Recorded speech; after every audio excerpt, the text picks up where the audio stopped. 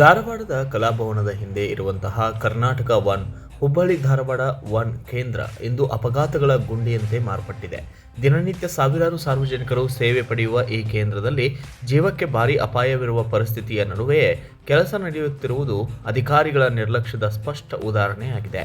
ಹಾಳಾದ ಮೇಲ್ಛಾವಣಿ, ಮಳೆ ನೀರು ಸೋರುವಿಕೆ, ಬೆಚ್ಚಿಟ್ಟ ವಿದ್ಯುತ್ ತಂತಿಗಳು, ಕುಸಿಯುವಂತಿರುವ ಗೋಡೆಗಳು, ಕಸ ಕಡ್ಡಿಗಳ ರಾಶಿ ಇವೆಲ್ಲವೂ ಯಾವ ಕ್ಷಣದಲ್ಲಿ ದೊಡ್ಡ ಅನಾಹುತಕ್ಕೆ ಕಾರಣವಾಗುತ್ತವೋ ಹೇಳಲಾಗದ ಸ್ಥಿತಿ ನಿರ್ಮಾಣವಾಗಿದೆ.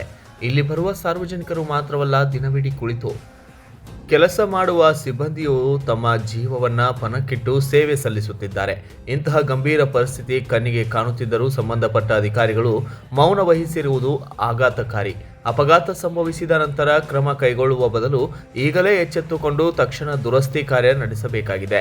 ಇಲ್ಲದಿದ್ದರೆ ಸಂಭವಿಸುವ ಯಾವುದೇ ಅನಾಹುತಕ್ಕೆ ಸಂಪೂರ್ಣ ಹೊಣೆಗಾರಿಕೆ ಅಧಿಕಾರಿಗಳ ಮೇಲಿದೆ ಎಂಬುದು ಸಾರ್ವಜನಿಕರ ಕಟುವಾದ ಪ್ರಶ್ನೆಯಾಗಿದೆ. ಸಾರ್ವಜನಿಕರ ಜೀವದ ಜೊತೆ ಆಟವಾಡುವುದನ್ನು ನಿಲ್ಲಿಸಿ ಕೂಡಲೇ ಕ್ರಮ ಕೈಗೊಳ್ಳಬೇಕೆಂದು ಜನರು ಆಗ್ರಹಿಸಿದ್ದಾರೆ. Bureau report, Kannada Janashree news, Dharwad.